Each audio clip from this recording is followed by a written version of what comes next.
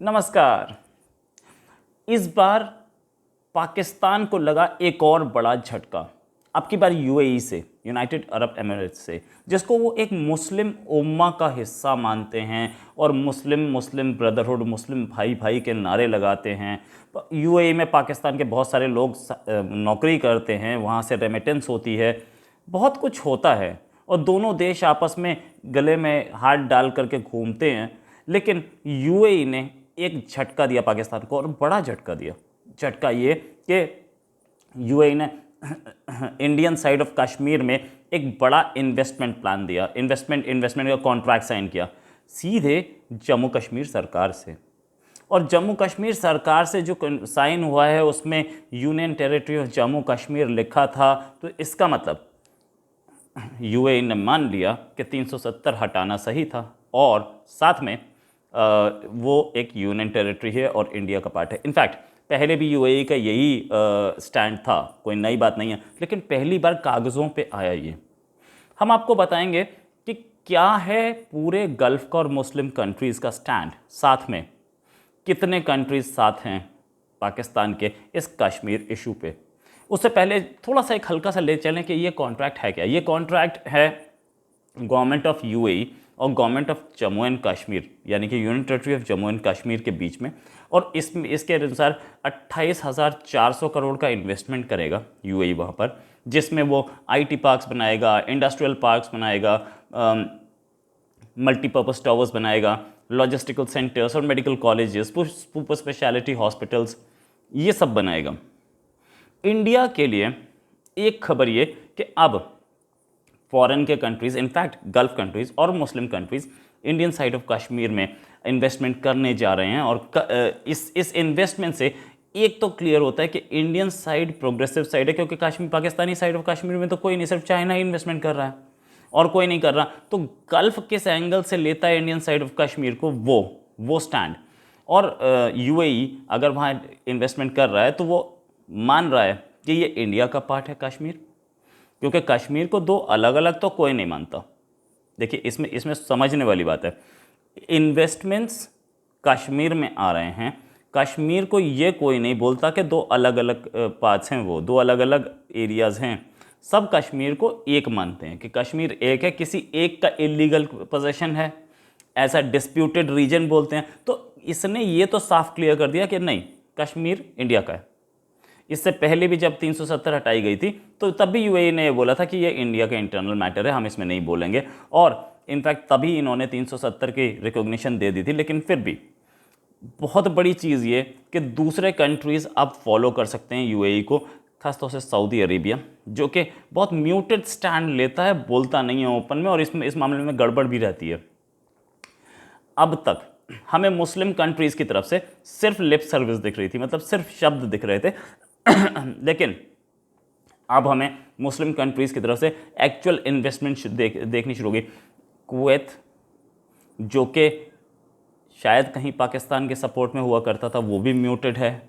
और Saudi Arabia, वो भी कोई बहुत फेवर में नहीं है। इनफैक्ट वो तो इंडिया के फेवर में पहले था, पाकिस्तान के फेवर में, लेकिन अब इंडिया के फेवर में आता दिख रहा है। यही यूएई, इसने अमेरिका, यूएसए और इजराइल के साथ मिलकर के एक और क्वाड बनाने की भी अभी बात चल रही है। ठीक है, वो भी क्वाड बन सकता है। तो ये भी एक नया गेम है। ये भी ये है कि हम लोग स्ट्रेटेजिक पार्टनरशिप में भी आ जाएंगे। इंडिया, इजराइल, यूएसए और यूएई, हम सब स्ट्रेटेजिक पार्टनरशिप में आ जाएंगे। तो यूएई का जो अल्टीमेट सपोर्ट ऑफ इंडिया को दिख रहा है, इससे इनका जो मुस्लिम ब्रदरहुड है, यानी कि भाईचारा, इस्लामिक भाईचारा, वो तो बिल्कुल फ्लॉप हो गया। अब यूएई से कोई उम्मीद नहीं होगी पाकिस्तान को। खैर एनीवेज, उम्मीद किससे होगी, पैसा तो है ही नहीं। यूएई से ही तो वो यूएई ने तो पैसा वापस मांगा था अपना, जिसके बाद इन्हें चाइना से लेके देना पड़ा था। खैर ये सारी चीज़ें होती रहती हैं। अब पाकिस्तान के साथ कौन है? सऊदी अरेबिया ने भी अपना न्यूट्रल स्टैंड रखा है, और सऊदी अरेबिया भी पाकिस्तान के फेवर में होता था। लेकिन जब तक प्राइम मिनिस्टर मोदी वहाँ नहीं गए थे, जब प्राइम मिनिस्टर मोदी गए, उनकी विजिट्स हुई, उन्होंने प्राइम मिनिस्टर मोदी को अपना हाईएस्ट सिविलियन अवार्ड भी दिया, उसके बाद से ये सऊदी अरेबिया का जो है स्टैंड जो है वो प्रो इंडिया दिखता है बहुत क्लियरली। वो बोलता है कि भाई अपना देखो, हम नहीं जानते कुछ भी। और इसी पे सऊदी अरेबिया से पाकिस्तान ने बोला कि ऑर्गेनाइजेशन ऑफ इस्लामिक कंट्रीज़ का यार एक सेशन बुलाओ जिस पे सब इंडिया को कंडेम करें। तो वो उसने मना ही कर दिया, उसने बुलाया ही नहीं सऊदी अरेबिया ने। उसके बाद अगस्त 2020 में ये फॉरेन मिनिस्टर पाकिस्तान की शाह महमूद कुरैशी, उन्होंने बड़ी गालियाँ दी सऊदी अरेबिया को। वो गालियाँ सुनने के बाद सऊदी अरेबिया ने अपना एक बिलियन डॉलर का लोन वापस मांग लिया। वो लोन कहाँ से देते, हालत ख़राब। फिर कुछ उन्होंने जुगाड़ किया, सेटिंग की, हुआ वो चाइना से लेके दिया। जहाँ तक बात ये कि यूएई भी पैसा वापस मांग चुका है, सऊदी अरेबिया भी मांग चुका है, और दोनों इनको सपोर्ट करने के मूड में नहीं दिखे। उसके बाद ऑर्गेनाइजेशन ऑफ इस्लामिक कंट्रीज़ का एक ऑल्टरनेटिव ऑर्गेनाइजेशन बनाने की कोशिश की पाकिस्तान ने, मलेशिया के साथ मिलके और टर्की के साथ मिलके। लेकिन सऊदी अरेबिया ने इतना स्ट्रॉन्ग प्रेशर मारा कि वो प्लान भी फेल हो गया। तो जब चारों खाने चित हो गया तो सऊदी अरेबिया के सामने घुटने टेके, और सऊदी अरेबिया ने भी इनफैक्ट बाद में बोला कि चल ठीक है यार मुस्लिम उम्मा के नाम पे ही एक सेशन बुला लेते हैं, हम कंडेम कर देंगे, लेकिन हम इंडिया के खिलाफ नहीं जाएंगे। तो एक सेशन बुलाया गया जिसमें सारे के सारे फॉर्मली मतलब एक सिम्बॉलिकली सारे के सारे फॉरेन मिनिस्टर्स ने ये 370 हटाने को कंडेम कर दिया, लेकिन अपना स्टैंड ये नहीं दिया कि कश्मीर जो है पाकिस्तान का पार्ट है, या डिस्प्यूटेड भी नहीं बोला उसको। बस ये था ठीक है ऑटोनॉमी मत लो, राइट, ठीक है, वो एक सिम्बॉलिक रहा। लेकिन जब 370 हटी थी, कुवैत, कतर, बहरीन, ओमान, इन चारों कंट्रीज़ ने तो बहुत क्लियरली अपना पाकिस्तान को सपोर्ट नहीं किया। इनफैक्ट स्टेटमेंट भी इन्होंने इशू नहीं किया, अपना शांत बैठे रहे कि नहीं यार इंडिया से दुश्मनी नहीं लेनी। ये सारे के सारे वो हैं जो कि पहले पाकिस्तान को सपोर्ट करते रहे हैं। बहरीन में तो कुछ लोगों ने अपना धरना प्रदर्शन भी किया, प्रोटेस्ट किया, लेकिन जितनों ने भी प्रोटेस्ट किया, उस समय ईद उल अजहा पड़ती थी, संडे को उन लोगों ने ईद उल अजहा की प्रेयर्स के बाद प्रोटेस्ट किया इंडिया के खिलाफ। जितनों ने भी प्रोटेस्ट किया सबको हिरासत में, सबको अरेस्ट कर लिया बहरीन की गवर्नमेंट ने। तो बहुत क्लियरली बताया कि भाई ये हम किसको सपोर्ट करते हैं। जॉर्डन ने इंडिया के खिलाफ ओपनली वो भी नहीं गया। सिर्फ एक कंट्री, इनफैक्ट दो कंट्री अगर आप बोलना चाहें तो, और अगर नॉर्मली पूरे वर्ल्ड में, खैर अभी एक कंट्री टर्की, जिसने सपोर्ट किया। क्यों सपोर्ट किया? क्योंकि वो सऊदी अरेबिया की बेइज्जती करना चाहता था। वो ये दिखाना चाहता था कि इस्लामिक उम्मा को आप सपोर्ट नहीं कर रहे हैं और मैं कर रहा हूँ, इसलिए मुझे इस्लामिक उम्मा का लीडर बनाया जाए। उसके दिमाग में अब सपना आ गया सऊदी को हटा के इस्लामिक उम्मा का चीफ बनने का। उसने सिर्फ इसलिए, एकमात्र रीज़न उसका ये था, और आज तक एकमात्र रीज़न उसका यही है, और कोई रीज़न नहीं है उसके पास। खैर, दूसरी चीज़ कि एक सपोर्ट मलेशिया से आई थी, महातिर मोहम्मद चले गए तो वो सपोर्ट भी जाती दिखी, और तीसरा एक सपोर्ट चाइना का, और चौथा कोई सपोर्ट नहीं पाकिस्तान के पास इस इशू पे। खैर, पूरी वर्ल्ड में भी उसके पास 4 ही सपोर्ट हैं और कोई नहीं है, और 3 मुस्लिम कंट्रीज़ यानी कि पाकिस्तान खुद और वो ये 2। तो बाकी कंट्रीज़ का क्या सपोर्ट था? बाकी कंट्रीज़ तभी ज़ुबान में सपोर्ट ज़रूर कर रहे हों, लेकिन किसी ने ओपनली सपोर्ट नहीं किया। वो ऑर्गेनाइजेशन ऑफ इस्लामिक कंट्रीज़ का जो फॉरेन मिनिस्टर की जो मीट थी, जिसमें हालांकि ये बोला गया कि ये 370 हटाना गलत था, लेकिन वो एक जॉइंट यूनानिमस था, ये भी मैं मानूंगा यूनानिमस था, लेकिन उसमें फॉरेन मिनिस्टर्स ने कुछ बोला और गवर्नमेंट्स ने कुछ बोला। अब ओआईसी में आप कुछ बोल रहे हैं और वो एक ऑर्गेनाइजेशन में, उससे फ़र्क पड़ता है क्या? जब आपकी गवर्नमेंट का स्टेटमेंट अलग है तो सऊदी अरेबिया का स्टेटमेंट भी अलग था कि ये इंटरनल इशू है। यूएई भी था उसमें, यूएई ने उधर 370 हटाने को गलत बोला, कश्मीर के स्टेटस पे कुछ नहीं बोला, राइट। अब ईरान की बात आती है।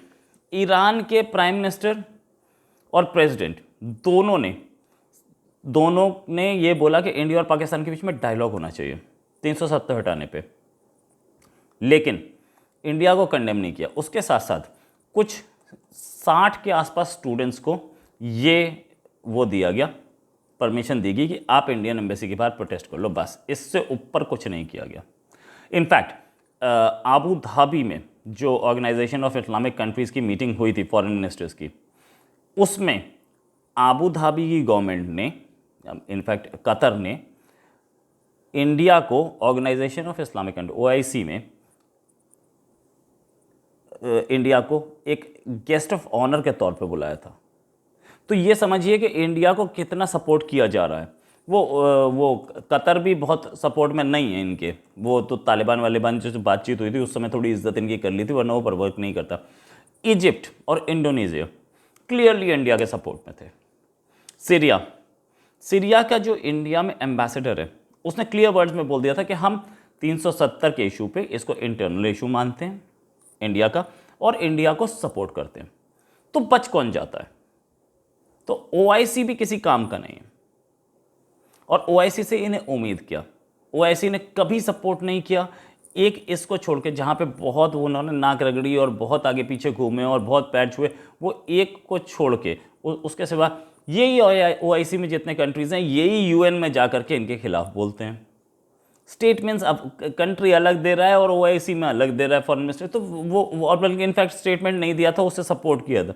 तो ये सारी चीज़ें हुई। लेकिन एक बहुत इंपॉर्टेंट चीज़ जिससे पाकिस्तान के लोग ज़रूर खफा होंगे और पाकिस्तान के एनालिस्ट तो खफा है ही कि ये हो क्या गया, कि उस साइड के Kashmir, Indian side of Kashmir पे अगर कोई मुस्लिम कंट्री अब इन्वेस्टमेंट कर रहा है तो एक बहुत सीरियस इशू है। यहाँ तो उनका स्टैंड ही ख़त्म हो गया, जबकि उनके KPL को किसी ने सपोर्ट नहीं किया था, जिसके कश्मीर प्रीमियर लीग बना रहे थे उसे किसी ने सपोर्ट नहीं किया था। तो इसी के साथ एक और खबर के साथ फिर हाजिर होंगे। अभी के लिए नमस्कार, जय हिंद।